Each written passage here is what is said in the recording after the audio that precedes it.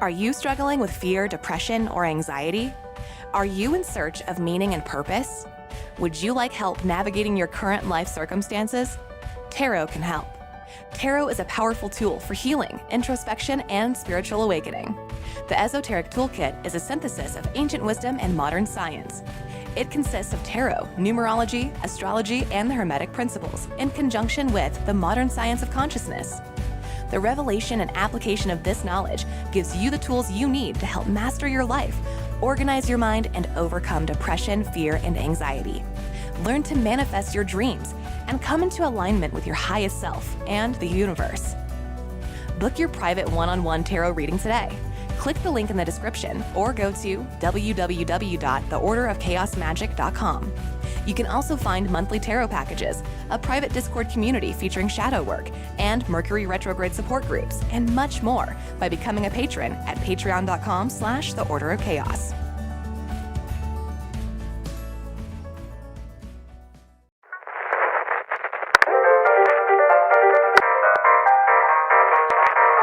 The following message is transmitted.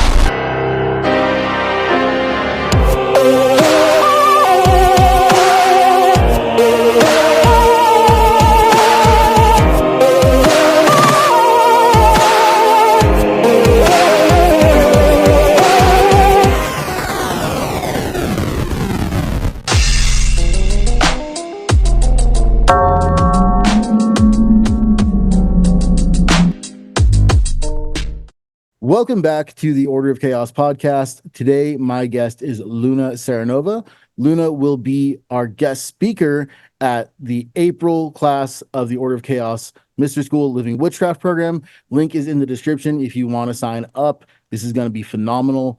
Luna, thank you so much for being here. Thank you for having me. I feel so honored and I'm so excited to chat today. You know, I've been aware of you for quite a long time and I've wanted to reach out. I'm just so goddamn busy. So I'm glad I finally got to. Because I'd love to learn more about you and your practice and all the things that you're doing. It's so hard to explain yourself, to put yourself into words.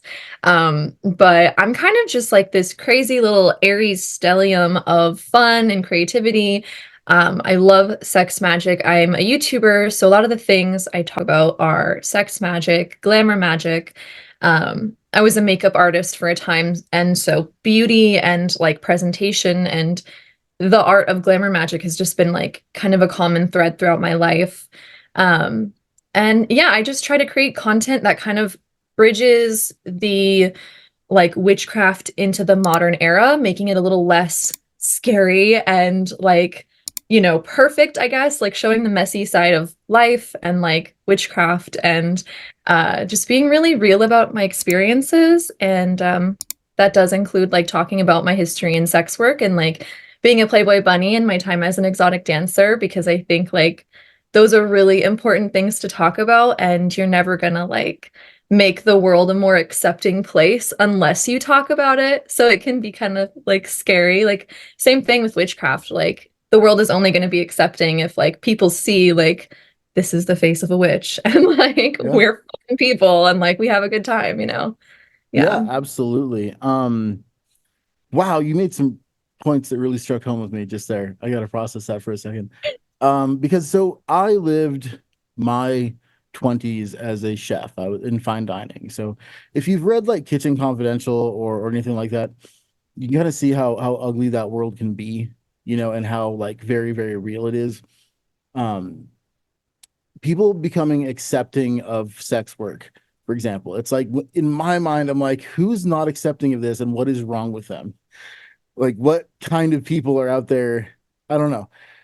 Because in my reality, like I lived in San Francisco on top of a strip club, in illegal loft housing on top of a strip club. And that was just like, that was normal because it's San Francisco, you know?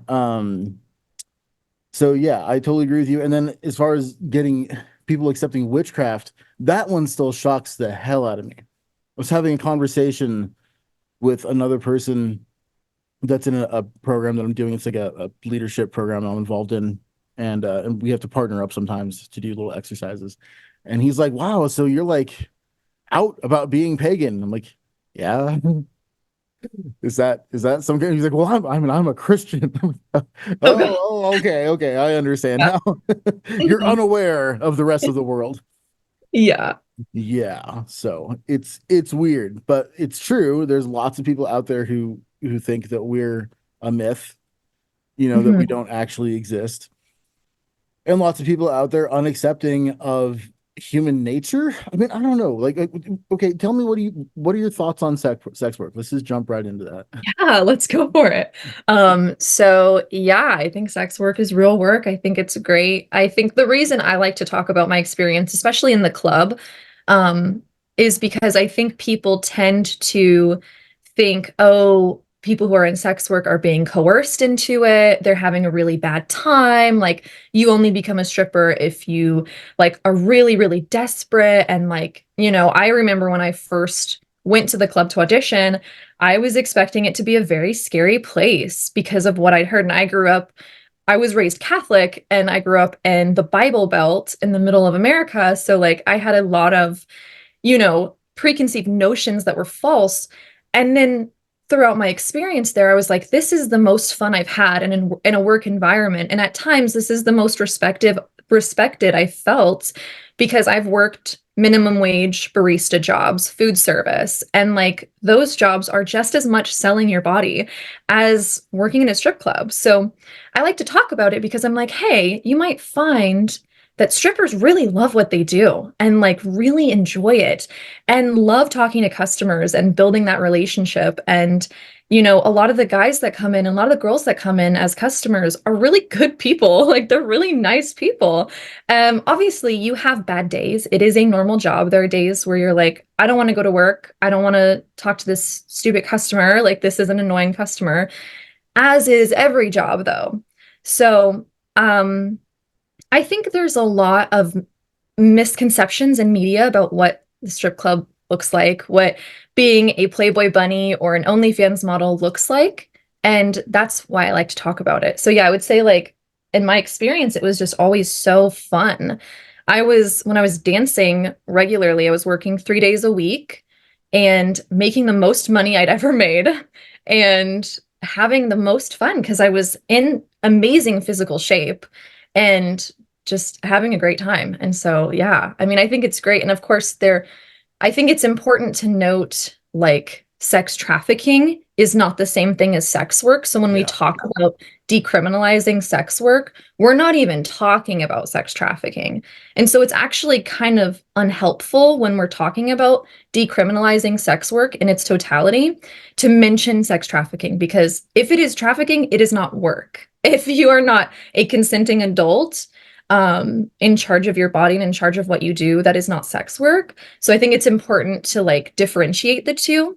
But what we see is actually a lot of the laws. I know like Ashton Kutcher is really big about like fighting sex trafficking, but actually a lot of the laws they've put into place and a lot of the motions they've done have done little to combat sex trafficking, but have really, really hurt sex work. And so I think something I would just want folks to know is like, sex trafficking is not really happening in the strip clubs. Like when you go to work at a strip club, especially nowadays, you're filling out a W-2. They're looking at your ID. Like you're an employer in a lot of these places.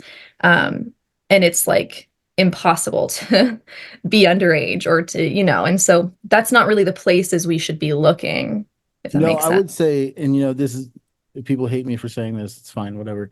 I would say Pornhub is the place you need to be looking. Yeah. If Mhm.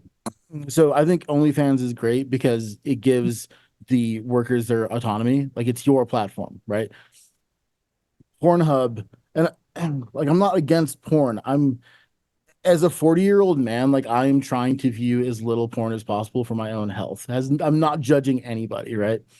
But I do think that there is some fishy shit going on with that site. And it's been, I think it's been in the news often enough. But that's why I think, the path out of that kind of situation is, making it safer, right? So like OnlyFans is great. Strip clubs not being the kind of stereotype that people have in their mind. That's great. Like you're saying, you got to fill a W-2.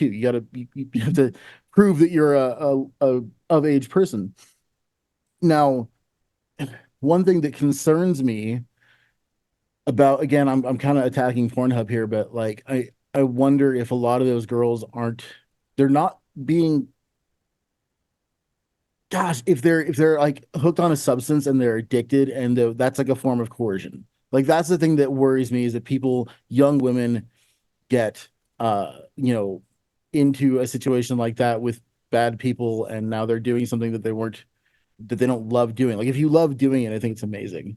I don't even know what the fuck I'm saying here. I'm just kind of like No, I get what you're pondering it in saying. my mind, because I'm very pro sex work as long as it's safe. But then as soon as it's unsafe, I'm like, no, shut it down. For sure. I Yeah. think I saw a really funny meme the other day and it said OnlyFans is like farm to table porn. And I think that's like a really funny and a really great, and That's like that's good. it. Like, yeah, Yeah. like I like OnlyFans, there are like, even when I was doing Playboy, like I would get messages from men trying to like manage me and stuff. And so I think like that's fishy. Like that's somebody trying to like, hide as like, I'll promote your stuff and you'll give me a small percentage. It's like, no, if you're gonna be like an OnlyFans model or a Playboy model, like you are in charge of what you do. And I guess if you want to get an agent or manager, like sure, but I think it's better to steer clear of that, because that's the good part about OnlyFans in comparison to something like Pornhub, where anybody can upload. And there's many instances of folks uploading like revenge porn onto Pornhub because there's very little Yes. Shit restrictions. like that. But on Yeah. OnlyFans and on Playboy and stuff, you have to have your ID, you have to fill out like tax documents. You know what I'm saying? So it's like there are protections in place. And I think,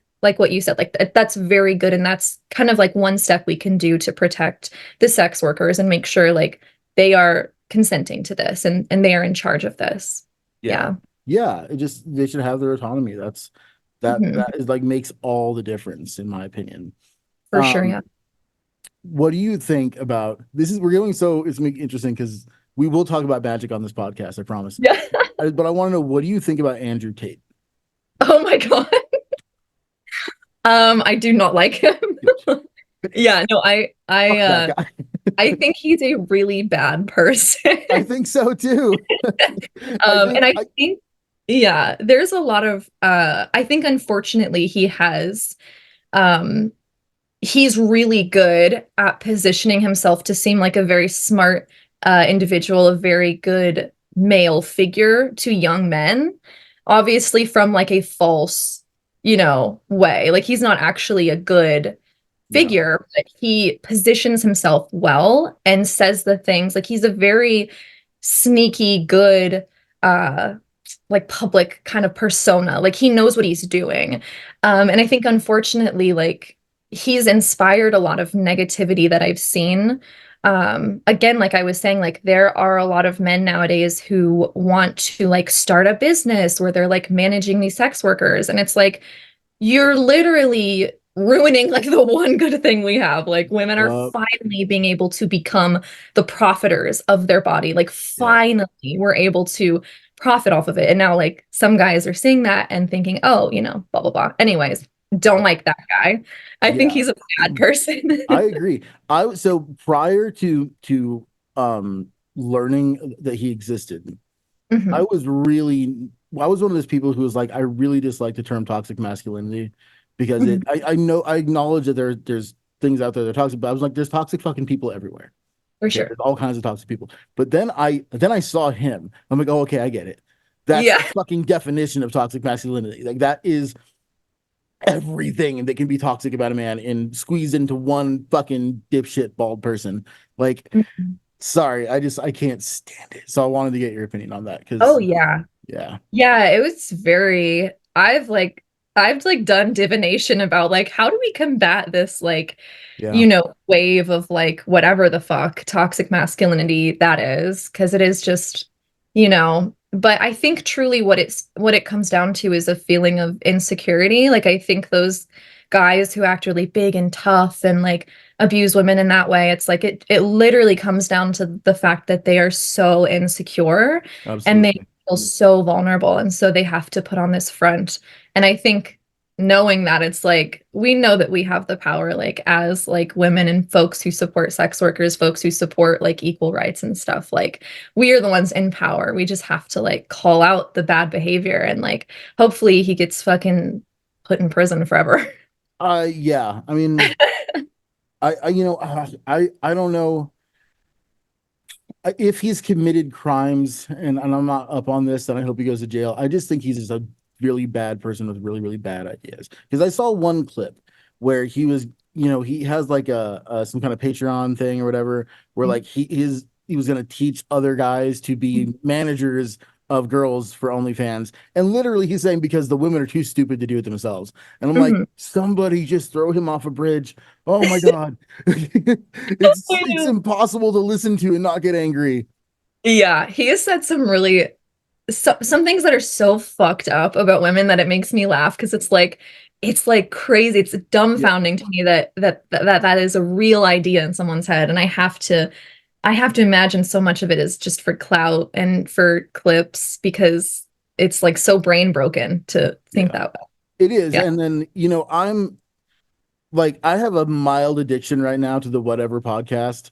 Not because I agree with everything that's being said, because it's an interesting debate and they get interesting people on there. But one thing I noticed right away was that here you have these really conservative Christian guys who I think are legitimately trying to be good people, but they're all big Andrew Tate fans, right? But they also hate OnlyFans. But Andrew Tate tries to teach other people how to manage girls on OnlyFans. I'm like, make it make sense. Where does this circular logic end?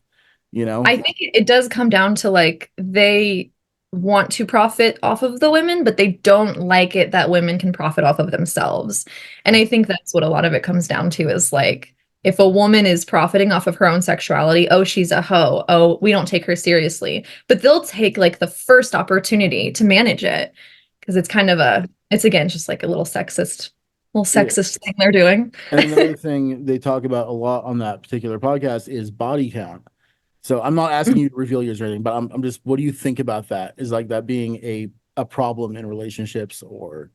No, I mean, I think that like sexuality and pleasure is like such a reason that we're humans, like that we're doing this whole fucking human experience. Like, why would our souls decide to like feel everything so deeply and like this pleasurable thing that's as natural as eating? And what's funny is I often compare sex work to being a chef. Like you are providing a service that people need. Like people have that desire that it's like a human thing. And so like I wouldn't be like, how many restaurants have you eaten at? You know, you gotta eat. You gotta eat. Like it's silly to and I mean I think everyone has different boundaries in a relationship and their own sort of ideas and preconceived notions about what body count means. But I think at the end of the day, like I think it's just have fun out there. I fully agree. I don't get all this stuff. Like, it's just like one of those topics where like I can see kind of both points of view, but I'm leaning so heavily left on this because I think that sex is a good, fun thing that you should essentially get as much of if you can as you can while life is good. Just don't let it ruin your life. Right. Yeah. Like I've seen people become sex addicts and like, okay, this is a problem. Like this is a problem for you. Because you're not doing anything else with your life. Right. I was a very active member of the BDSM and kink community, which doesn't actually exist. But I used to be like a very prolific writer on fetlife.com, for example. And so I've seen people become like completely obsessed with sex to the point where like they lose their jobs and shit. That's no good. But up until that point, I don't see the problem. I think it's a really beautiful, wonderful thing. Yeah, I think anything like with eating, you can become obsessed with eating. You can get unhealthy with eating. Yeah, see, that's my problem. Well, because I was a chef for so long, Yeah, no, I get that. I totally get that. But like same with alcohol. Like I think you should enjoy the pleasures of life, but don't let the pleasures of life consume you. Yeah. Oh, yeah, exactly. Like find that. So for me, and I think that being, a hedonistic person, which is how I describe myself, and I think it's a really good thing, is like you have to find that line and like stay 1 millimeter behind it. I'm the same. Yeah. Yeah. And that makes for an enjoyable life. It's good. You know your boundaries and like you hold yourself accountable. Maybe sometimes you treat yourself too much. You spend too much money, you eat too much food, but you know what? It's like, why else would we come into these highly sensitive bodies if not to like feel it all? And I'm such a Pisces moon. That's like, I'm like, I want to feel everything. Yeah. I I get that too. I'm a Scorpio rising, so maybe that's where it comes. I think all the water signs are just like, yeah, they want to feel everything. It's interesting because the earth signs don't. Well, Taurus does. Virgo Yeah. does not, and Yeah. Capricorn does not. They're like, Yeah. Right.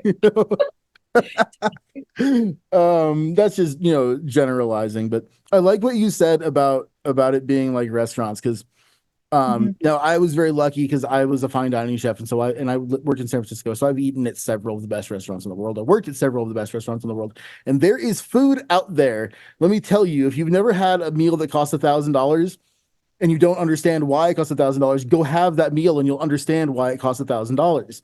Because there is food out there so good that it will touch pleasure centers in your brain that you didn't know you had. I And the love same thing is true about sex. that. And I Mhm. can't imagine. I hope he doesn't listen to this. My best friend, for example, my oldest and best friend, who I look up to, married his high school sweetheart, and I'm like, that is the cutest fucking shit ever. He's kissed one girl ever in his life, and he's older than I am.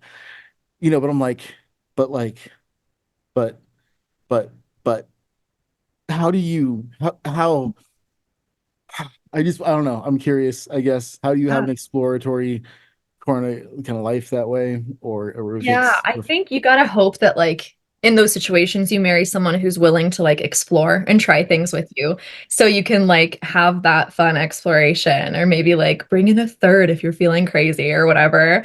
But yeah, I think it's such a because like what you said, yeah, it's like you want to eat all the restaurants. You want to find out what you like, what your palate is. And it's the same for sex. It's like I don't think there's any shame in like having a hoe phase or not having a hoe phase. Like, because I think sexuality, it's such a spectrum as we know. And it's like everyone wants something different. And maybe like you're really into BDSM. And then maybe you're like, yeah, you know what? That's not so much for me anymore. And I'm leaning into this now. And I think allowing ourselves the ability to let our palettes change and explore those palettes and then like hopefully have a partner or partners who we feel that we can explore those safely with. yeah. Yeah. So okay, now let's bridge this back into magic, which is what we're really here to talk about. So okay, I'm just gonna say, just tell me about sex magic because it's not Sure. something I've engaged on a whole lot. I mean, I think it's interesting because as a member of the BDSM community, my focus was not on the esoteric aspects of it. But then later in my life, I realized like these are the same thing. Mhm. Yeah. Yeah. Yeah. And you know what's so funny is I've never met more witches in my life in person than at a strip club. There is some sort of intrinsic connection between sex work or like folks who are really connected to their sexuality and witchcraft. And I think it's like so beautiful. But sex magic is amazing. It's so cool. And when we think about like when we are doing a spell, we're always going to get to that point in the spell where we're going to want to raise the energy. We're going to want to dance or we're going to want to chant or do whatever we need to raise that energy to bring that manifestation or that spell to its power. And what is more powerful? What is more energy than an orgasm? You know what I'm saying? And so it's like you have this like natural connection to pleasure and energy within your body. So I would say like the main tenet, I guess, towards sex magic is really working with your orgasm. And if you can't orgasm, or if maybe you're like doing a little celibacy thing where you don't want to orgasm or whatever, you can work up to just before that point, do a little edging action, or you can just work with sensuality, just touch, and really just like tune in. It's a very like earth magic sort of kind of thing because you're really leaning into that which is your body and your skin and touch. Um, and I think a lot of folks, when they imagine sex magic, they immediately go towards partnered magic, like partnered spells within sex magic. But I personally find that sex magic works the best when you're just doing some solo, like self-pleasure action, because you can Ooh. really focus. Mhm. Yeah. Interesting. Mhm. I've gone so there is a well-known aspect of sigil magic, that's to have an orgasm and use your fluids as part of the sigil magic. It's never been appealing to me. I'd prefer to just I have a little bloodletting kit. I'll just put blood. I don't know why though. I have no idea Uh, why. I Yeah. think it's valid. And I mean, I think it matters so much how you feel about it. Like if it's Yeah. something that's like, oh, I don't really want to do that, then the energy's like not going to be there. And so there's no Yeah. reason to force that. Cause I mean, blood is like so potent, you know? It is. But yeah, sexual fluids are very potent too. And if you feel comfortable, then I think it's a great thing to do. Um, but yeah, totally. I think so much of sex magic has to do with how you feel about it. And like for folks who get maybe a little stressed about orgasming, like they're having a hard time or whatever, like I would say like don't stress. Don't do anything that's going to make you feel like, oh fuck, like, you know, this is stressful or like I don't want to do it with a partner because I'm going to feel like I have too much to focus on. Hmm. Get yourself to wherever you need to be. And if there's an aspect of sexuality or of sex magic that you feel a little uncomfortable with, or even just like not interested in, totally fine. I don't think you have to do anything to make it powerful. I think it has to just be from the heart. Yeah. See, for me, Mhm. I'm trying to get back to all that because it's been a weird decade for me because I got married, had a kid, got divorced, and then I was just like, you know what, I'm done. Like I'm done. Mhm. I've been very not celibate for a decade, not at all, but also just not nearly as interested in a partner or in sex for the Mhm. last 10 years because I've been busy being a dad for one thing, right? But yeah, it's like now I'm trying to like get back into that part of myself and get comfortable with it again. So, Yeah. which is That's part of why I'm really excited for your class because I feel like I need a class on this at this point. Like I've yeah. need to get my energy sorted out. Yeah, but I love what you said because I do think like our sexuality and our libido, it really waxes and wanes throughout our life. Oh yeah. And I know for me, like I know when I'm stressed if I'm not having a high libido. Like if I'm not feeling connected to that like sacral chakra, if I'm not feeling like I want to like do any sex magic, I'm like, okay, I'm stressed. My mind, I'm not in the body. Just for Yeah. me, like personally, not saying this is going to be for everybody, but I think I have that connection. So when I'm like not feeling that, I'm like, I need to connect to other parts of that sacral chakra. So I need to connect to my creativity, to my body. Like I need to maybe just start with like a massage. Like maybe just like if you like I get really tight on my shoulders from hunching over my computer all day editing fucking videos. And Yeah. so massaging the shoulders and just connecting to, in a sense, sensuality rather than sexuality for that sex magic, I think can be a really good way to like get back into it if it's been a while. Um, and just I think we just like really don't in our society put any gravity towards like the power of touch and sensuality and like that can Oh even just be yeah. like seducing your senses, like wearing a cologne or a perfume that makes you feel like, hell yeah, that smells yummy. Like I love that, you know? Totally. And okay, Yeah. I apologize for making so much of this about like me and my life. I don't Oh, normally you're do this good. on the podcast, but because you keep saying things that are bringing shit up for me. It's that Pisces Um, moon in me. I have that. yeah, I guess so. Because Yeah. I feel like the big reason, except with one exception, which was my last relationship, um, a big part of the reason I've dated at all over the last 10 years is I get to a point where I'm like so starved for affection and I'm like, okay, this cannot go on. I need Mhm. I need to, have some human connection. And yeah, it's very real. Like you go a couple years without that and it's like something gets way off about you. Yeah. Yeah. And I think so. Yeah. I think that like self touch is so important and that sensuality is so important. I also think like this might sound crazy, but I think like platonic romance is like so good for the human psyche. Like having friends that you can be so like intimate with emotionally and vulnerable with, not like in a sexual context if that doesn't feel right, but like having that, like I wrote all my friends love letters for Valentine's Day because I'm like, I love you, bitch. Like you're awesome. And like I think that it gets really hard in our society. We put so much thought into like having this one person that's going to provide us with all that connection and it's just Yeah. impossible. And I think that like that's kind of a fun fairy tale love story of like this one person is going to be the person that Oh, provides you with all that totally. connection, but it's Yeah. like you can love your friends platonically, you can be romantic with your friends uh in a platonic way, if that makes sense.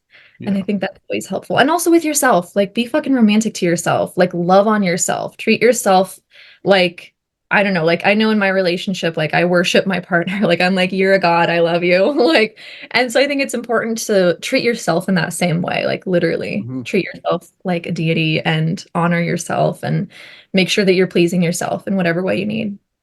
Yeah, totally. And I think that that's a real skill people need to develop, because that dependency, that need for another person is certainly not always good for you. Right? It's not Mhm. always the right time. It's not always the right person. Yeah. Usually not the right person. Yeah. Yeah, I think that's really important. But I wanted to touch on glamour magic too, because I know that's a big part of your practice and what you do. And also just something I don't do a lot of and don't know a lot about. Yeah. Yeah. Yeah. So what's a good place to start with that? Yeah. So I think a lot of the things I love doing have big misconceptions around them, and I love what I call demystifying the taboo. So I love talking about the misconceptions first. And I think the biggest one with glamour magic, especially for beginner witches, is people tend to think it all is attraction magic, or it's all like, I'm gonna make myself hot to attract like a person or a partner. And some of my favorite glamour magic is like deterring people. Like, especially when I lived in LA, it's a scary place. It's a big city to be when you're alone. Like when there were times when I'd go out alone and stuff. So I might want to put out a glamour of like, maybe like, don't look at me, I'm ugly. Like, don't look at me, I'm not friendly. Do not approach me. You know, just the most unapproachable, nasty ass swamp aura I could conjure to deter people from talking to me. And I am like so horribly an introvert. I hate being in public sometimes. Yeah, I And get so, that. yeah, glamour magic can be so much more than just like, I'm going to make myself attractive for X, Y, and Z. It can be protection, it can be glamour that connects you to your ancestors. It can like veiling, I consider a glamour. You're kind of like That's a bringing good it point. Yeah. And I up. do talk about that quite a bit in my own practice, because I will do invisibility magic, right? Especially Yeah. when driving. Like, Mhm. so that, yeah, that is a kind of glamour, isn't it? Exactly, yeah. And so I think that, and there's a lot of, I see a lot of discourse online of like glamour magic is manipulative and like blah blah blah. And it's like it's no more manipulative than putting on a nice outfit to go to a job interview. Like, yeah, you don't wear that every day. Maybe you don't speak so eloquently every day, but that is a sort of glamour. I mean, you're going in, you want to present the most professional version of yourself.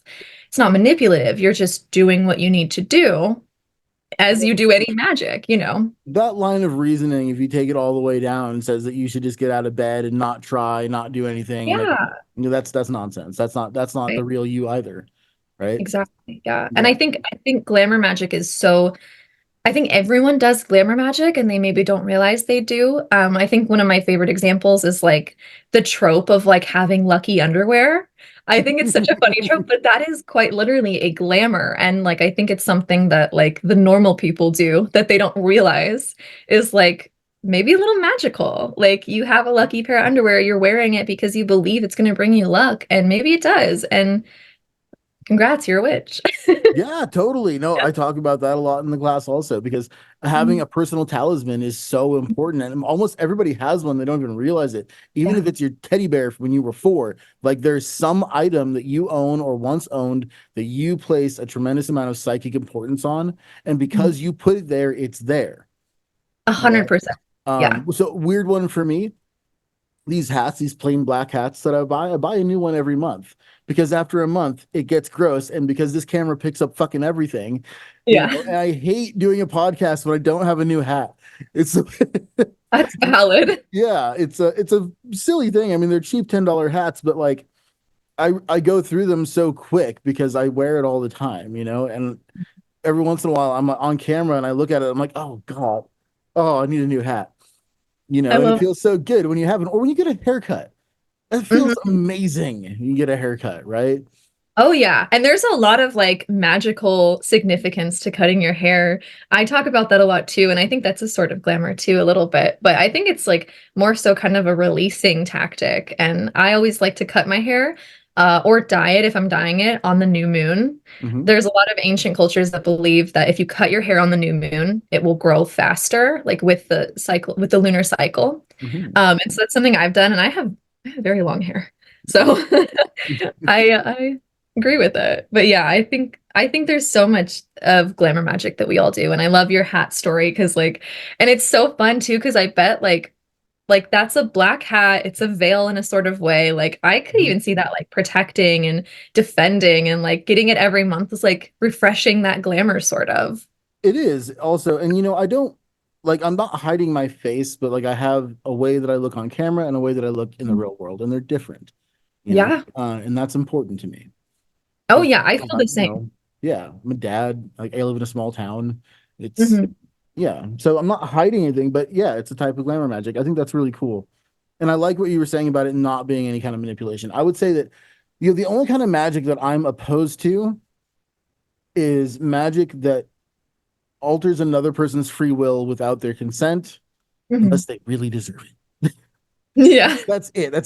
So I'm essentially against love spells cast on other unsuspecting victims. I don't think that's right. But that's also not the right way to do love magic. So if you want to, and this is what I tell everybody that asks me, because of course, if you're practicing magic, people are going to ask you about this. If you want to do a love spell, do it on yourself.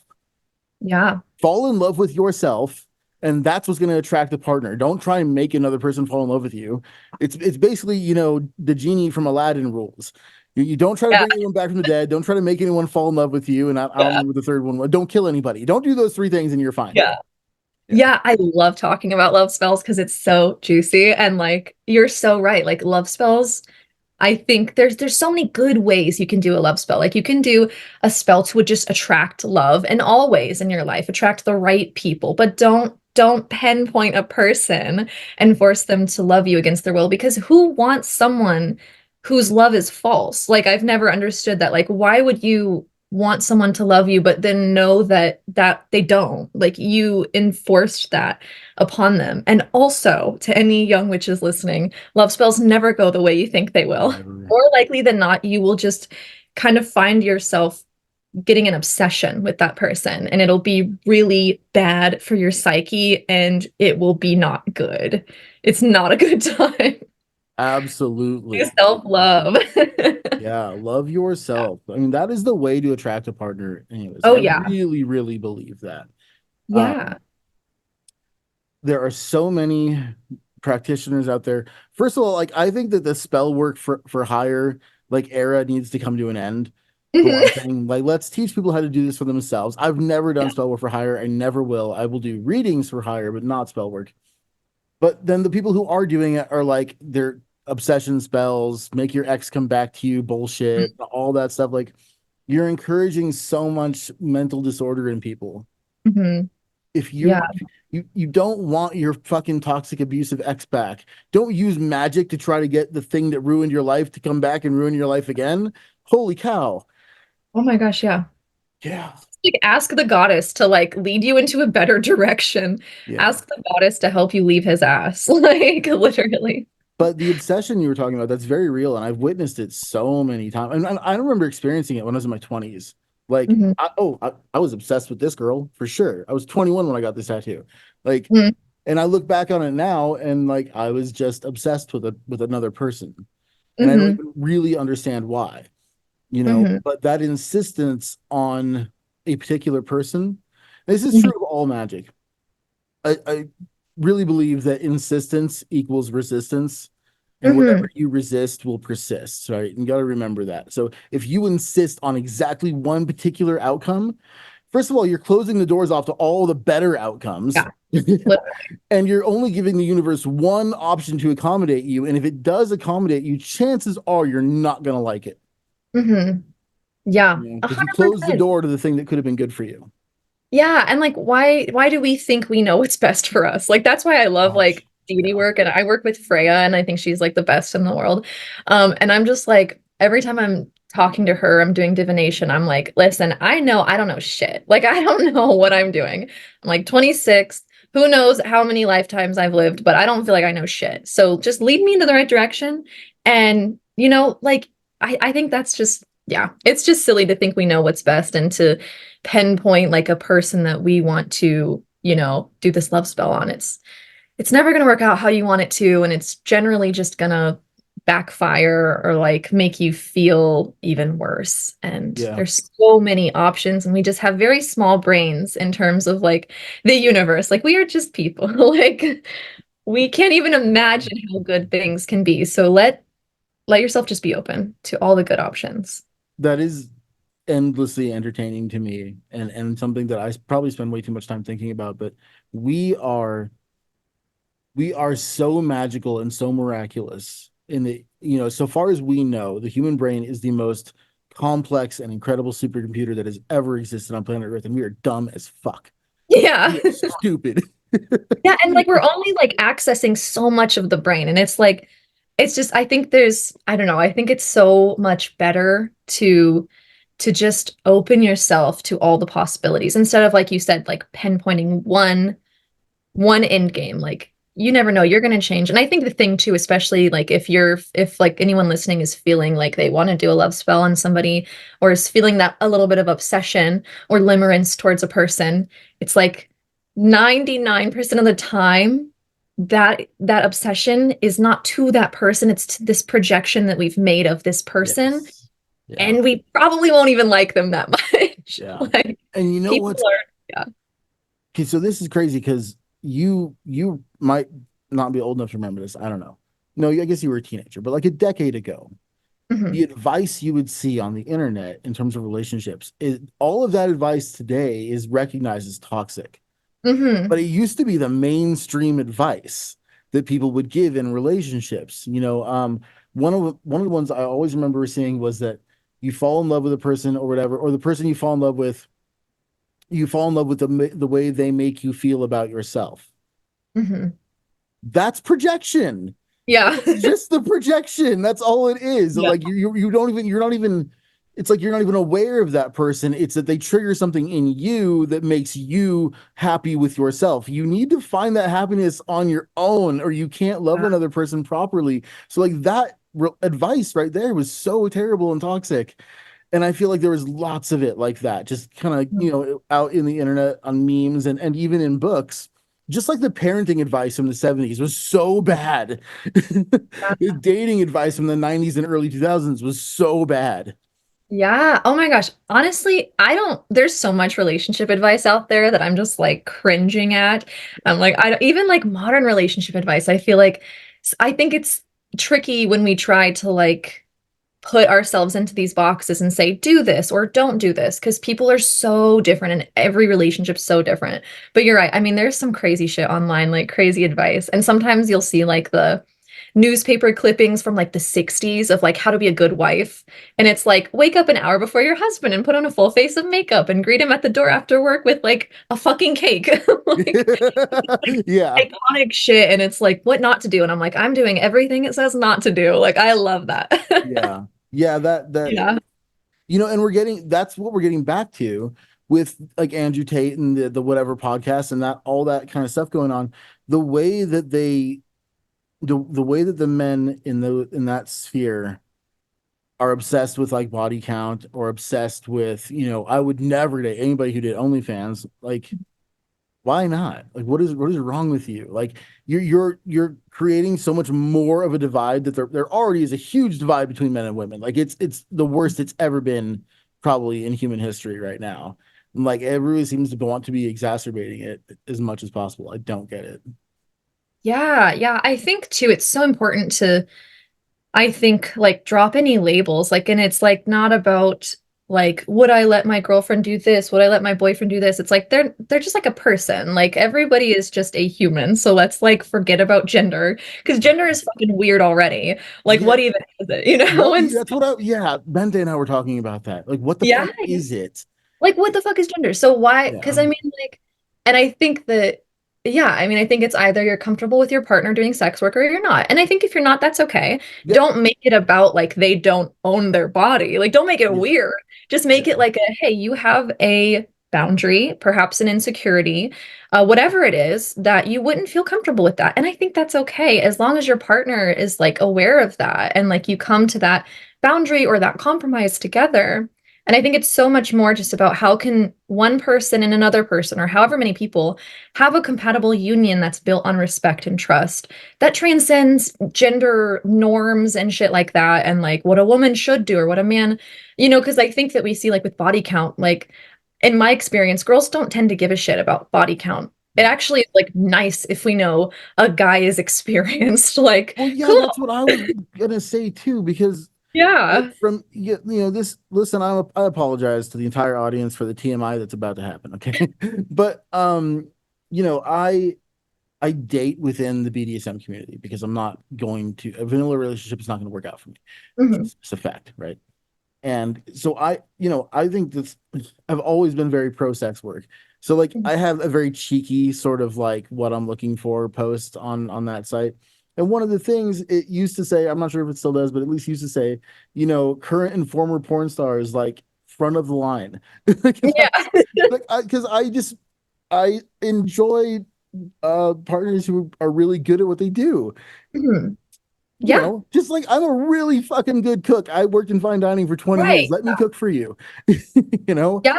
And like to someone who like food, maybe like a Taurus, like someone Yeah. whose food is like really important, they might be like, hell yeah, chefs to the front of the line. And that's Yeah. totally fine. And like I think that's the thing. And so I think that like body count is either an issue for you or it's not, but it shouldn't have to do with gender of that person. Do you know what I'm saying? Yeah. And that idea that Andrew Tate, again, his bullshit that men like should own women. Like, listen, I'm a part of a community where like that's a dynamic that people can agree upon, right? Mhm. It's sort of like a DS dynamic. But here's and now I get to piss off the BDSM community. This is so much fun. Okay, here's the truth about being in a DS dynamic though. The submissive partner, regardless of gender, has all of the power, 100% of the power. The dominant partner is only dominant through permission of the submissive partner. Mhm. And if you don't have that, then you're just an abuser. Yeah. Yeah. And I mean, I think like what you're saying is amazing. And like in the BDSM community, it has nothing to do with gender. Like you see a lot of like subby ass guys, and we love them for that. And Yeah. like, Nothing to do with gender whatsoever. And once you get exactly. into that community, you really start to see that gender doesn't actually exist. For Now, sure. and don't let me let's not get confused. I believe that biological sex exists and that it's important. But Hmm. gender is a social construct that doesn't really exist. It's a For social sure. construct built upon the concept of or the reality of biological sex that we tied to it. And now Hmm. we're starting to see that it's not as tied to it as we thought. Hmm. And another thing that I find, I'm just going to nerd out on this for a second because I think it's really interesting. We are, as a species now, in terms of technology, moving from the binary to the quantum in terms of computing. And this is also happening in our biology and in gender. You're moving from a binary to quantum, which means it can be one, both, or the other, right? For sure. So a regular bit in a computer can be one or a zero. A Hmm. qubit can be 1 0 0 1 1 0 1 1 0 0 or any combination. Hmm. And this is happening with people. Yeah. Yeah. And I think it's so cool to think about. And I love that. That's one thing I feel like we are slowly, but we're getting into a good direction of like realizing that things are not, like you said, binary. It's not one or the other. It's like most things are a spectrum, and like sexuality and gender. Like we have lived in so long where it's like you're a guy or you're a girl, or you're gay or you're straight. And it's like, no, you're probably somewhere like maybe you're closer to one or the other, but you're somewhere on the spectrum.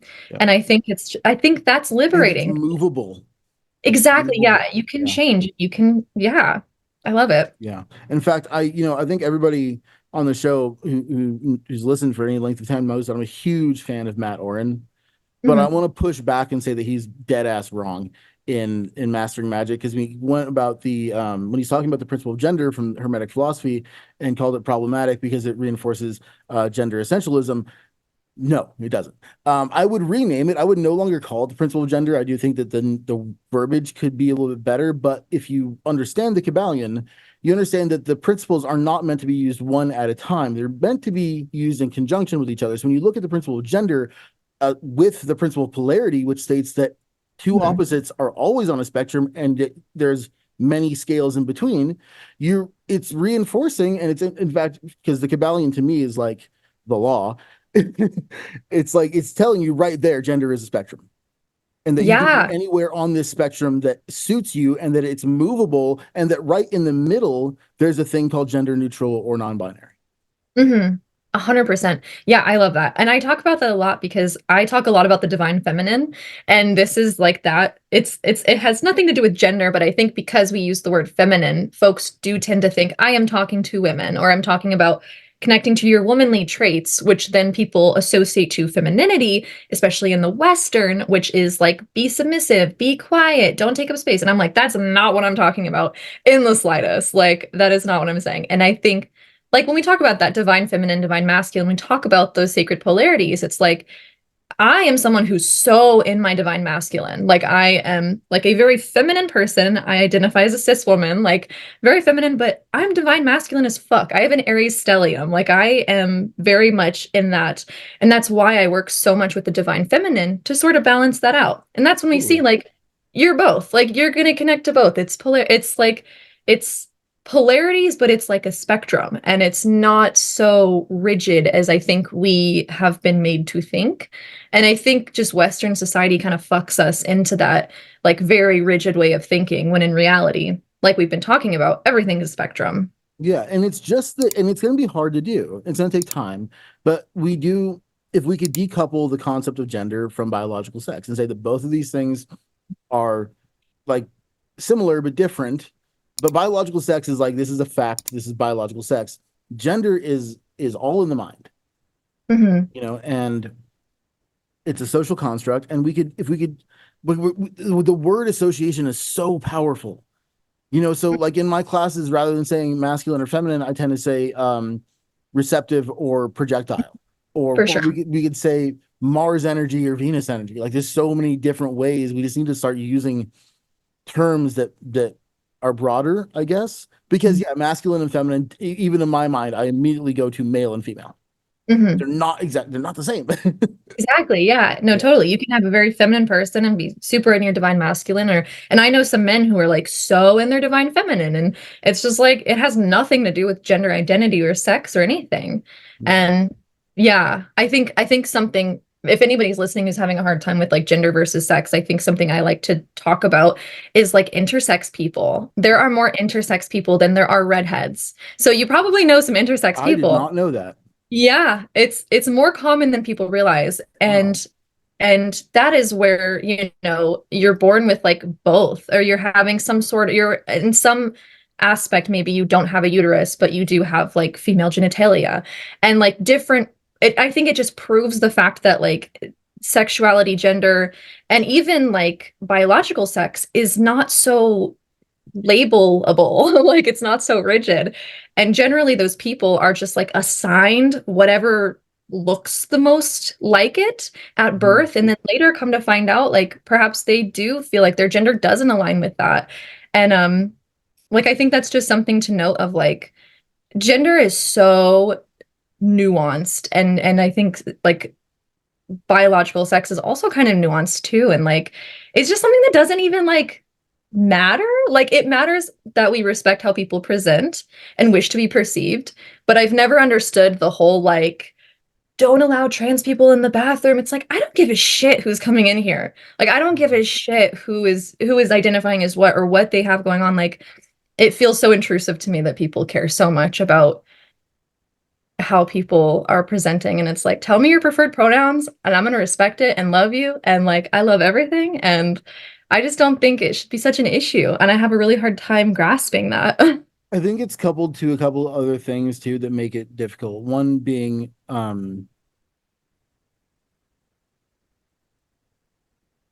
this is hard because I can see both sides of this so clearly, right? Like I feel that women who are uncomfortable with a biological male in their space deserve a free space. Like they deserve some kind of, to feel safe. But at the same time, why don't you feel safe?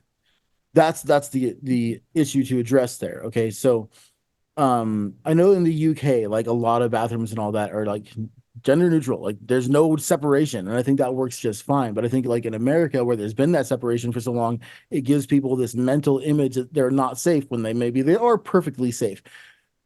But it creates that feeling of unsafety, and I'm like, okay, that's kind of valid too. But like we just need to evolve past this. And like the bottom line is everybody needs to treat each other with kindness, dignity, and respect. If we could do those three things, none of this would be an issue. Yeah, None of it. And like that gets down to me, that's what it's really all about. If we could treat all other human beings with kindness, dignity, and respect, then we have no problems. You know, for sure. until a person does something like they don't deserve it. Because I'm also like I'm a very opinionated person. Okay? And as a parent, I think that people who harm children should be thrown out of an airplane into shark infested water. Yeah, that's You valid. know, but like if we could do both those things, if we could get rid of all the people who are violent criminals and Mhm. then treat everyone with kindness, dignity, and respect, there we go. Yeah. Yeah, yeah, totally. And I love that you brought up like European bathrooms. I was just in France and it is just like you go into the bathroom and there are all these stalls that you can use and then just like sinks for everybody. And it's like that's great. And I think that you're right. Like we just really in America have like separated the sexes so much Yeah. so. And like I was watching this is so funny. I'm doing a March Madness bracket with my father. I'm doing really great. I'm very proud of myself for someone who knows nothing about basketball. I used my intuition and I'm killing it. But Nice. anyway, we're talking about it and I was like, why are there no like women? Like why? And I was understanding because I am not a sports person, the separation of like gendered sports. And I'm like, I don't know. I personally don't get that. And I think that like, especially when you have a lot of like super far right media talking about trans people in sports, it's like, what if instead, like in high school, I used to, what's it called? I used to manage the wrestling team, Mhm. and wrestling is done via weight. So you're like categorized by weight class. And I think that just, and this is so funny that we're talking about this, but like I think categorizing sports instead of like separating teams by gender, which is like so silly and makes no sense, do it by like not necessarily weight class for every sport, but like by some physical test that you're able to do so that you That have would make folks in sense. the same, Yeah. yeah, like in the same division, but Yeah. gender doesn't matter because why the fuck would gender matter? And you just have different divisions and these folks are like equally of capability. And you know, if they do really good, then maybe they go to the next division. Because that's how it was in wrestling. It was like boys and girls, whoever wanted to, by a weight class. And the girls kicked ass, you know? So like, yeah, that's my theory. Vote for me for I president. I like that a lot. That's the first good argument that I've heard, actually, in my opinion, in that area. Because again, the way that I see this, it's a fact that men are bigger and stronger than women. Like you can't really get around that. So I wouldn't go by weight, but by skill. If you can do some kind of physical test, like it just have categories of like, like there's varsity and junior varsity and blah blah blah blah blah. Rather than dividing them by biological sex or by gender, just by skill level, For sure, yeah. Because you see a or lot of ability women level. who, yeah, yeah, you see a lot of women who are like very, very strong, very, very Yeah. tall, very, very strong, could do really great at this sport. Yeah. And I think like generalizing by gender is never very good. Um, and and yeah, I think there are women who are very, very capable. And I think there are men who are very like not athletic, and that's okay because Oh like the yeah. athleticism is not like a gendered thing. And I was trained in jujitsu, and jujitsu is this sort of like martial arts form where it's really not so much about strength and how big a person is. Because at the end of the day, in jujitsu, you win by using the other person's weight and strength Mhm. against them. So it Mhm. does tend to be a little bit easier for folks like me who are very small, petite ladies. Like we can kick ass in it. And I think that's a good example of how, like, not all sports are like who's the biggest and the strongest, especially like in Right. wrestling. Like you don't want to be big and bulky in wrestling. Like you want to be nimble and yeah. And yeah, so I think we have gendered and separated and labeled and categorized things for far too long. And there are like really easy solutions to make the world like more loving and accepting. Like, Yeah. yeah. Yeah. I just think we need to, and we really need to find those solutions instead of fighting back and saying, oh, because the red pill sphere is like, what's your solution? What do you want to do? Fucking send these people off to an island because you don't Right. like the way they express themselves? Like, no, that's not going to happen. We need to be accepting of everybody. Because Mhm. again, kindness, dignity, respect, those three things. Mhm. Like that's all it takes to create a world where everybody can be I'm not gonna say everybody can be happy. I'm not like a utopianist, but like we could have a much better chance. But Yeah. just Yeah. Yeah. I think that all of that sort of like, I think all of the pushback tends to be stemming from fear. And I think that that's why like talking about this stuff is good. And like, yeah, I think folks who get really, really uncomfortable with like trans issues or LGBTQ plus issues or issues about like women, like I think it all kind of stems from a place of fear. And I think the answer to that is like hopefully we kind of evolve as a society where we're really checking ourselves and being like, hey, why does this make me uncomfortable?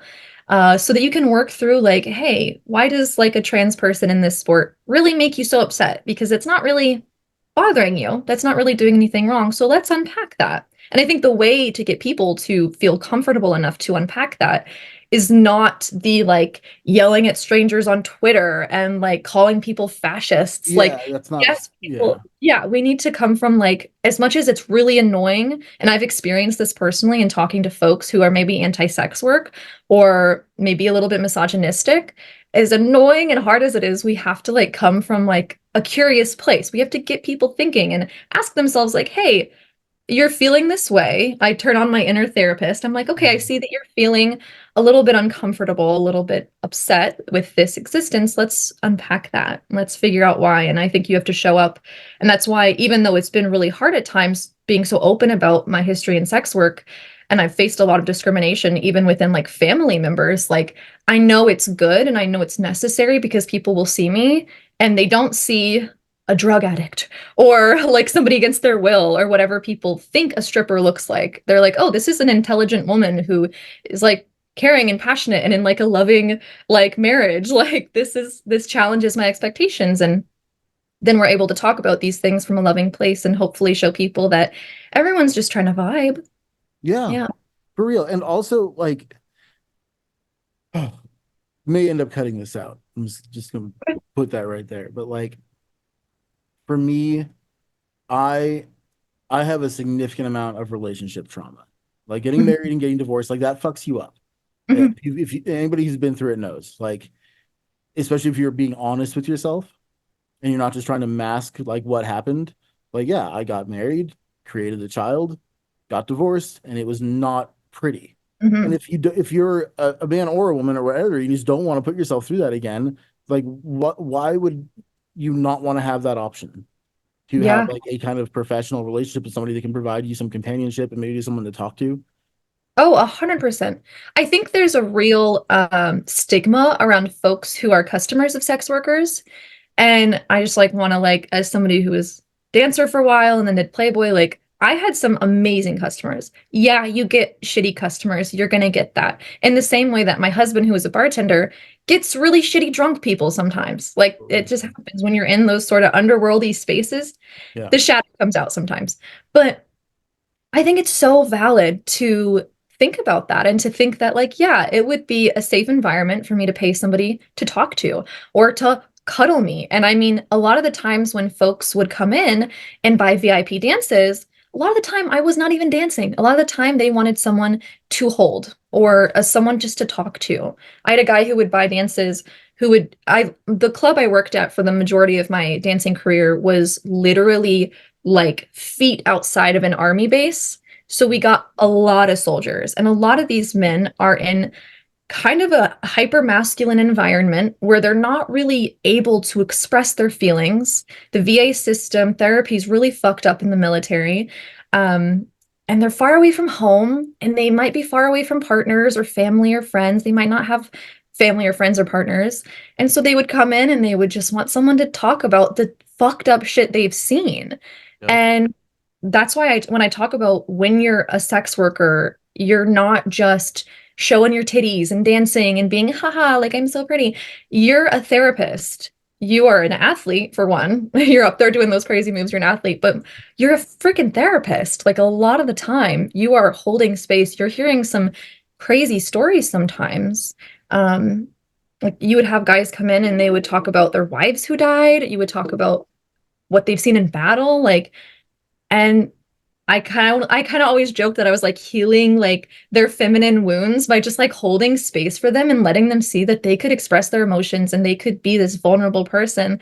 I'm like, I'll just be with you and like talk to you about it. And I think like just what you're saying is really valid. And I just, if anyone's like listening or curious, like there's no shame to paying for sex work. I pay for my porn. I listen to audio, like erotic audio, Mhm. and I love paying. I'm like, I want to give you my money. Like you're creating these beautiful stories. Like you're doing a great job. Like here's money. Like I love it. It's really, I think there's nothing shameful or there's nothing weird about paying sex workers for their job. Like it's Yeah, I actually don't think so either. hardcore. And I think that even like, it's in the realm of sex work, but even just companionship, like Mhm. paid companionship, like is so totally fucking valid. You Yeah, I know they have like professional cuddlers. I'm like, where do you get that? I love that. I would have been doing that. Yeah, I think unfortunately one of the issues with that is that you and I are talking about this at a pretty high consciousness level. But Mhm. there's another layer down of people who are like completely fucking stuck in their root chakra, and then at that level, it does become dangerous. So like, Mhm. how do you categorize and separate that? Mhm. Yeah. That's kind of the tricky part because I do know like one of my friends who I haven't seen in a long time, but she was on that website. There was one of those websites that was like cuddlesomething.com or whatever. And I was like, oh, whoa, that's interesting. How's that going for you? She's like, oh, no, no, no. It's just a way to advertise because Mhm. it's not, it's like, it's sex workers essentially like pretending not to be sex workers because there's Right. laws against Yeah. sex work in their area. So I'm like, okay, Right. but what if I just actually wanted someone to cuddle with and like have a conversation with? Like, how do you find that? You can go to the strip club. You can totally like I said, like plenty of times guys would just be like, I don't want to dance. I just want to like hang out or I just want to talk. And I think you can hire full service sex workers for that. You can hire, I mean, anyone and just be real of like, I mean, they're not going to be mad. That's it. That was always my favorite when I could rest my feet. I don't have to worry about twerking no more. Like I'm just Yeah. like laying down. Sometimes people just want to play with your hair, massage you. Like it's like, hell yeah, do whatever. And that brings me to a point of like, this is why decriminalization of sex work is so important Yeah. because people can just be real and you can just, it really makes it so much safer for everybody. Yes. Yeah. You're not having full service sex workers dealing with pimps. I actually just went to Amsterdam and I toured the red light district. It Mhm. was so magical. It was so cool because here is this safe haven for sex workers where it's completely legal and they have so much autonomy and they don't have to worry about working with pimps or folks who are trying to somehow take a portion, which is essentially what Andrew Tate is teaching. He's Yeah. not using that word, but that is what it is. Yeah, exactly. 100%. Yeah, and so that's I think just that the red light district is such a great example of what we could do here if we decriminalize sex work. And it doesn't make it a dangerous area. I know people think like, oh, sex work is going to bring in drugs and danger. And it's like, Only no, if it's illegal. Only exactly. if it Like gets if coupled you're in with other crimes. right, when you're making it illegal, you are only increasing the likelihood of sex trafficking in that area Yep. and the likelihood that these workers are going to be abused. Because when a full service sex worker, for example, gets herself into a shitty situation or finds herself with a customer who is going to hurt her, they can't just go to the police because they will get in Right. trouble. Right. Um, that's why decriminalization is so important. And we are seeing it in some areas.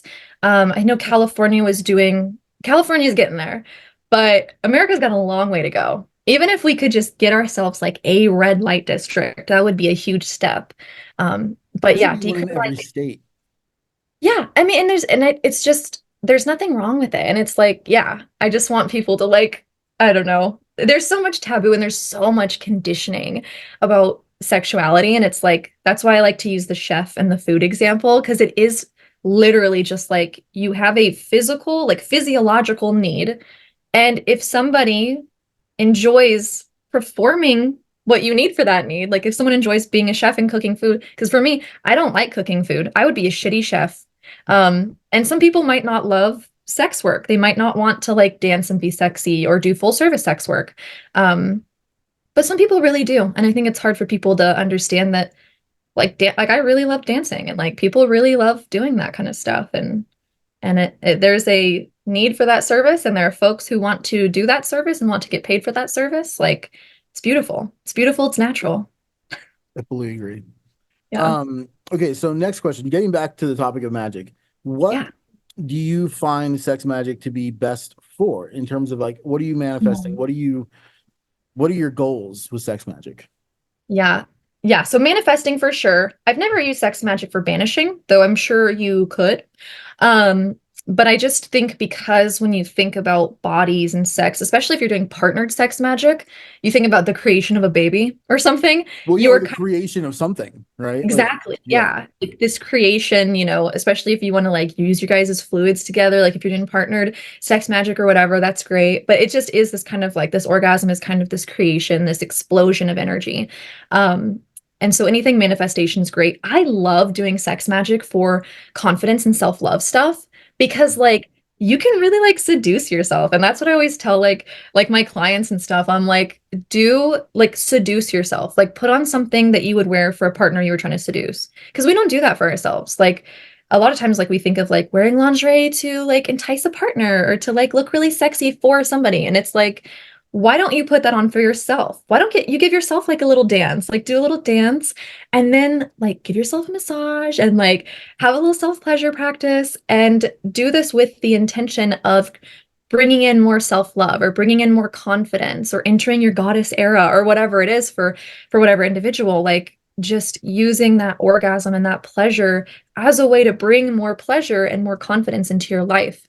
For me, that's what I really, really like because it feels so interconnected. yeah, And I think that when we connect to our pleasure, we connect to our solar plexus chakra too, of this like our capability, our I think like for a lot of folks, honestly, all folks, but I know especially for me growing up as a woman in Catholicism, like being a sexual person was the worst thing you could be as a woman. Like you are not supposed to have a sex drive. And when you're a teenager and you're coming of age, that's a very like hard thing to understand. And so I think a lot of us, people of all genders, deal with a lot of sexual repression. And I believe that sexuality is kind of held in the same area of our body that creativity and self-empowerment comes from. So when we disconnect ourselves from sexuality and we disconnect ourselves from like the holiness of sexuality, we disconnect ourselves from our power and from our creativity. And so I think that using pleasure and becoming more comfortable with yourself experiencing pleasure really amplifies your ability to feel powerful. So that's why I think like confidence, self-empowerment, feeling like a bad bitch sort of energy is the best sort of thing to manifest because it's kind of working in both ways, if that makes sense. it makes it makes so much sense. I love the way you just bridged the sacral chakra to the solar plexus chakra and how important that gap is, right? Not the gap, but like going from one to the other. And also that, I like to teach the chakras in a very, very simple way so people can get it right away. And then we can get nuance from there, right? But each chakra is essentially blocked by one overarching concept. And for your sacral chakra, it's shame. Mhm. So getting and Catholicism and all the Abrahamic religions, like What the fuck? what the fuck is happening in the world with that? Okay, like just let me rant about this for a moment because I'm not a fan. Okay, I'm not, and I try to be an understanding person. I really do, but from my point of view, the God of the Old Testament is demonstrably the devil, for one thing. That is Satan, and it's very clear in the Bible that Satan will pretend to be God. So why would we assume that that's not happening? For one thing, That's a but theory I've had, and I love that I've had that same theory, and I'm like, yeah, I'm so glad you said that. okay, but this motherfucker demands genital mutilation from all sex except for I think Christianity. I mean, because the in Islam and in Judaism, there's a practice of genital mutilation. Look, how do we not see this as evil? I don't understand. I don't understand. And the way that there's these intensely anti-human concepts built into it, like shaming someone for their sexuality. It's like being afraid of death. Okay, why are we deeply afraid of the one thing that's guaranteed to happen? Why are we shaming a part of the human experience that's guaranteed to happen for almost everybody? Like, I don't know what percentage of people are asexual, but it's pretty fucking small. most human beings are going to feel like they want a sexual connection, and then why should we be taught to feel shame about that? Like, that's crazy. Mhm. Absolutely fucking crazy. My theory is that sexuality is inherently tied to our power. And if you want a submissive group of people, Yes. and this is what we see a lot with like when you look at, I never remember how to say it, the Maleficarum or whatever that dude Yeah. fucking wrote.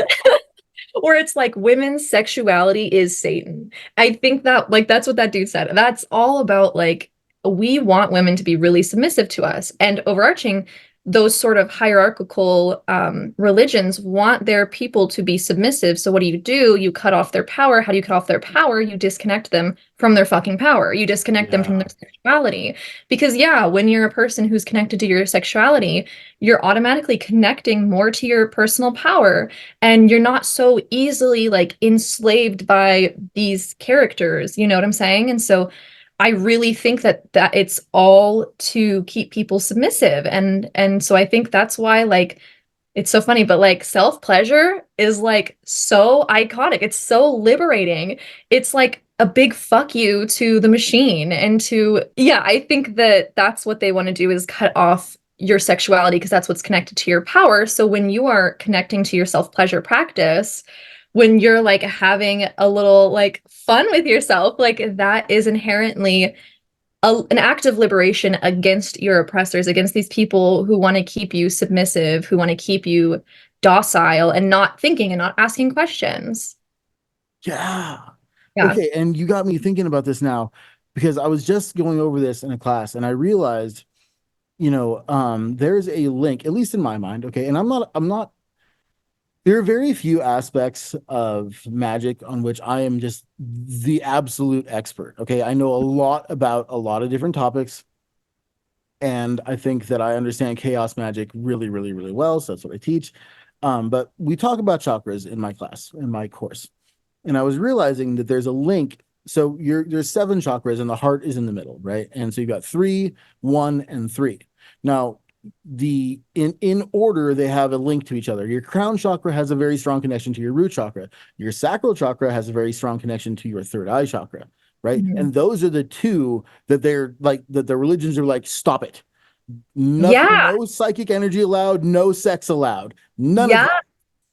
Because that's what's going to awaken you. Like, Yeah. and I think when you think about being in like the afterglow, like post orgasm, like you're so fucking connected. It's like being high. It's like you're so fucking connected to this higher power, to your higher self. And I think that's what makes it so like intrinsically spiritual to me is like you said, like the third eye, the sacral chakra, they're doing it. They're connected. Yeah, they're connected. Yeah. That Mhm. is really, really, really interesting. And now, okay, so now that we kind of see that, I in my mind it just clicked. And I'm like, okay, sex magic really makes sense to me now. Like I get Yeah. it. Yeah. Really fucking interesting. Wow.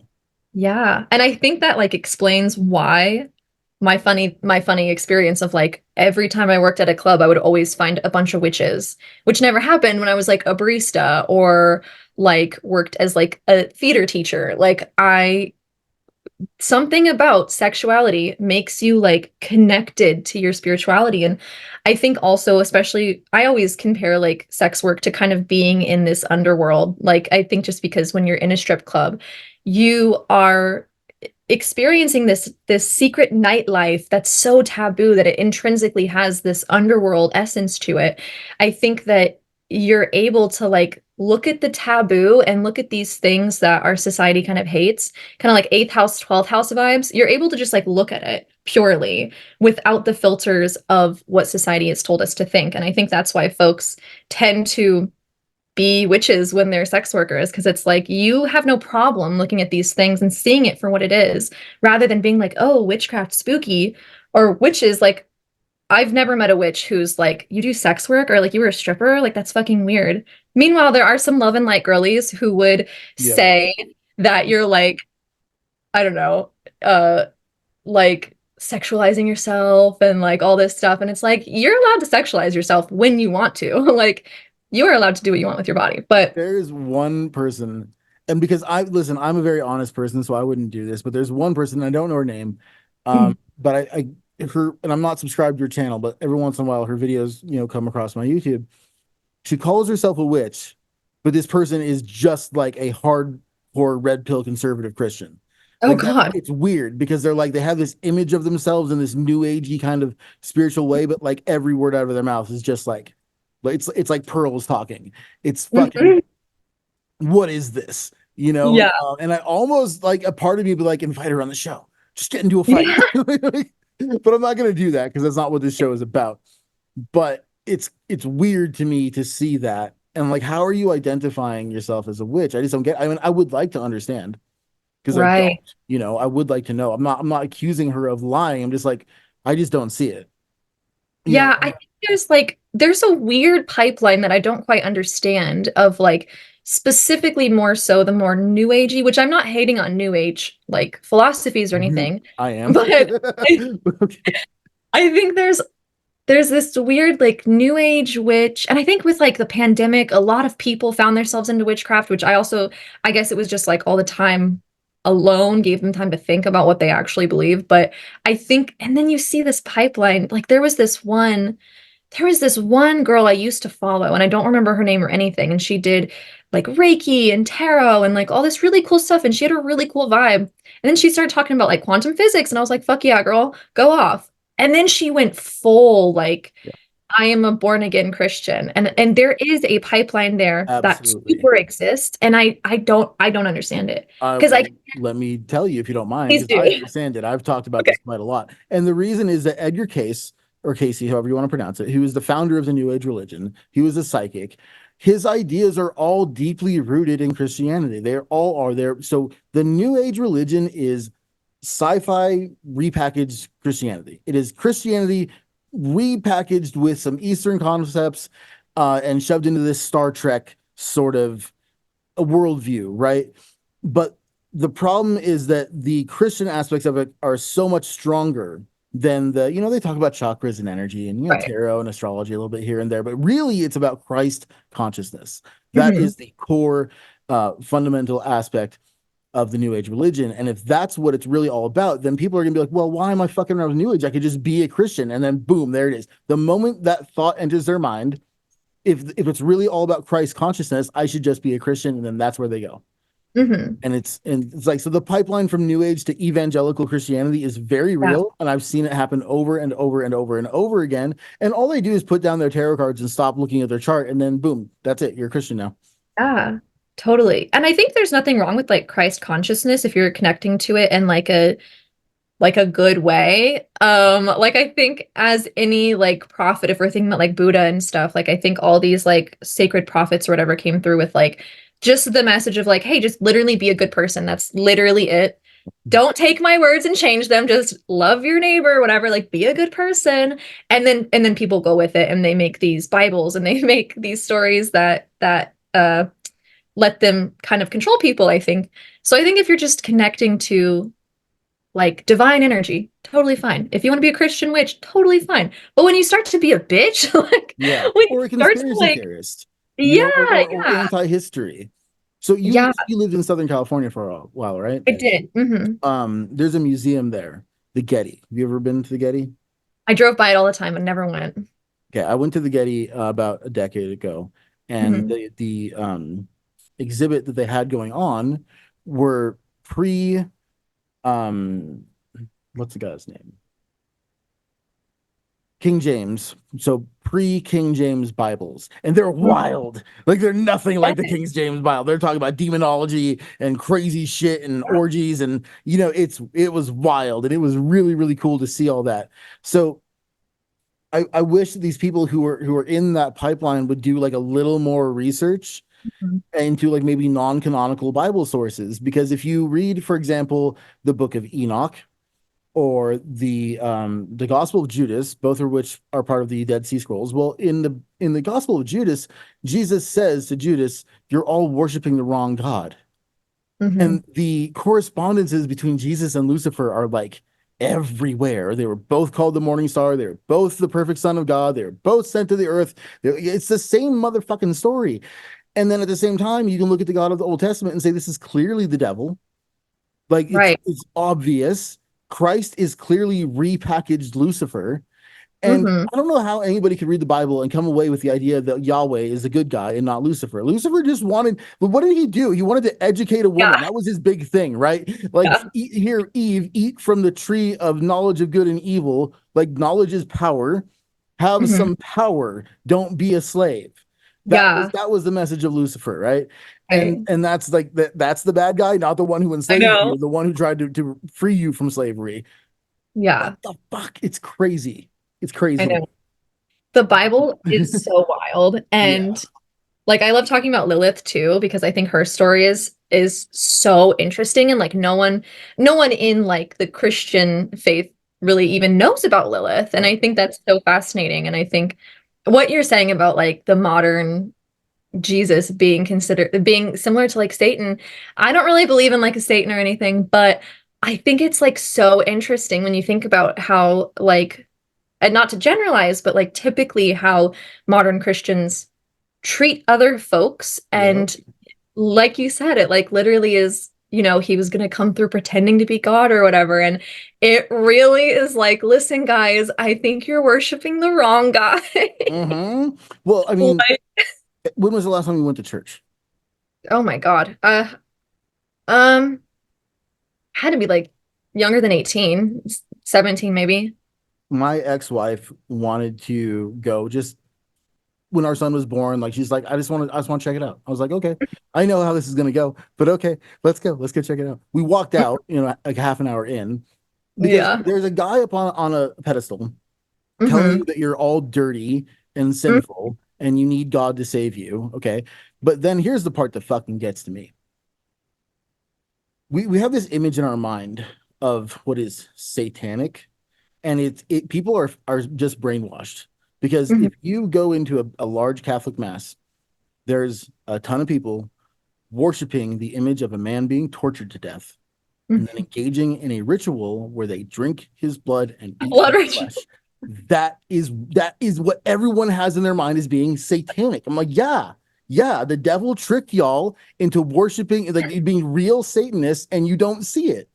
Yeah. It's wild to me that nobody sees that. What other religion worships the image of a man being tortured to death?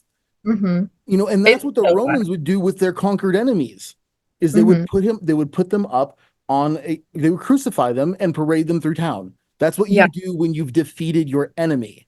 Christ, who's actually Lucifer, is the enemy of Yahweh, and so they worship the image of him being tortured to death, and then have this bizarre ritual where they drink his blood and eat his flesh.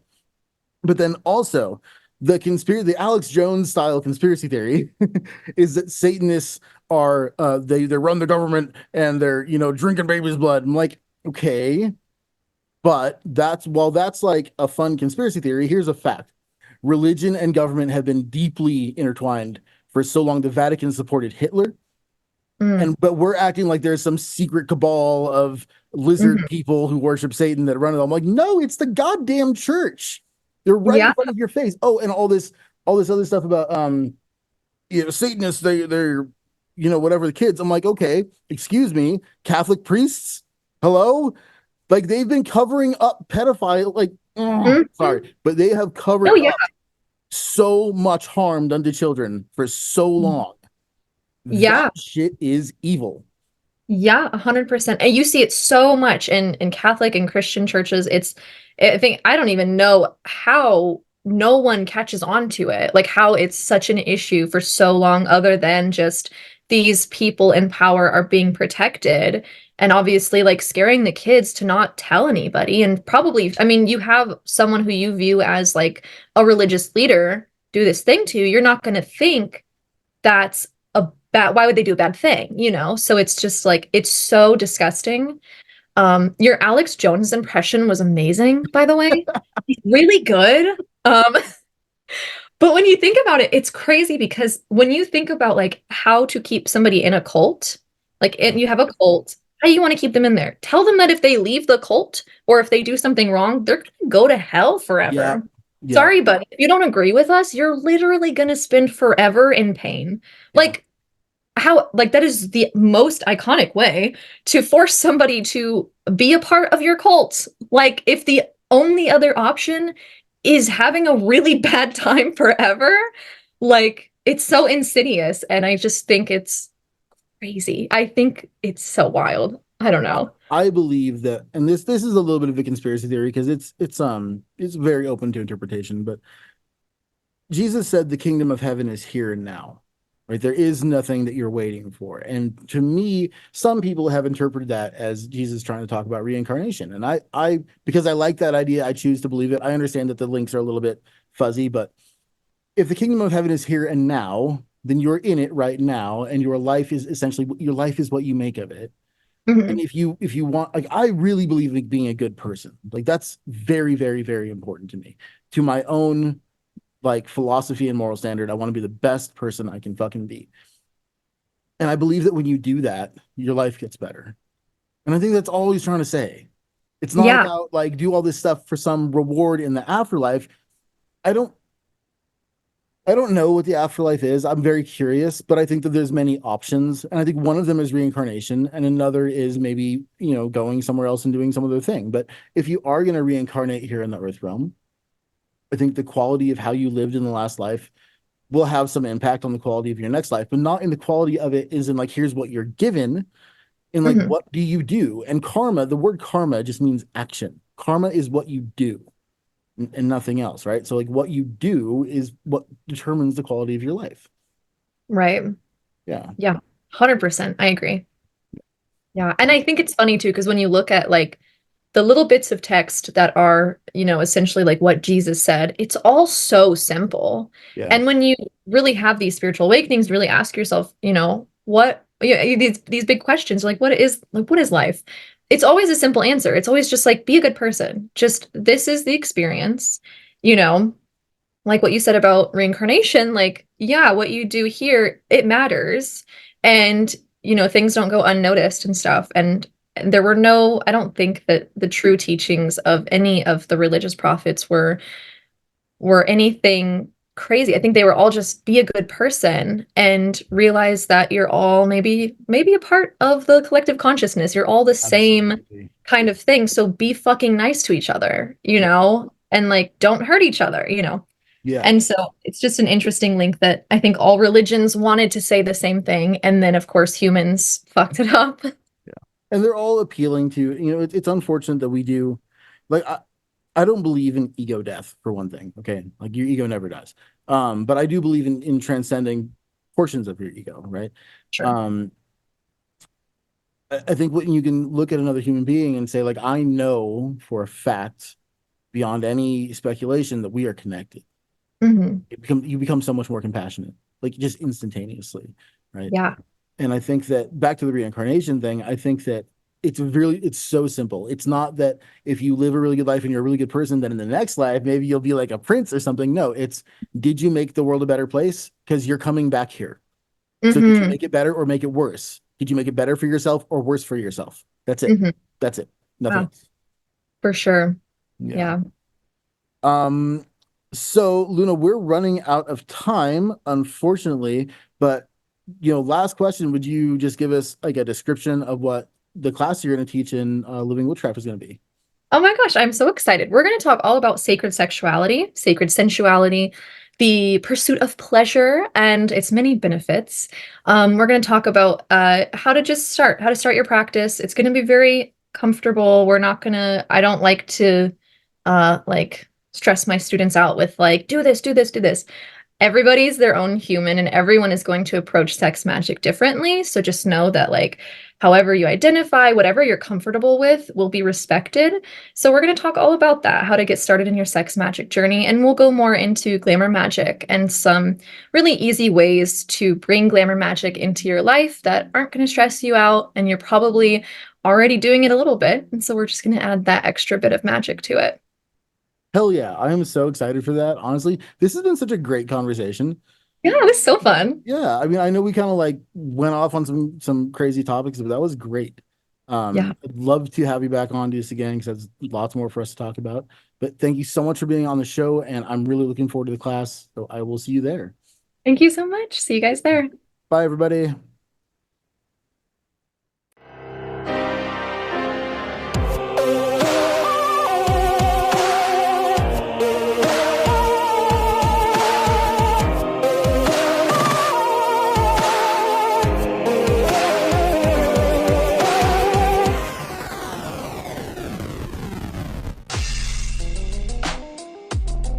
Bye.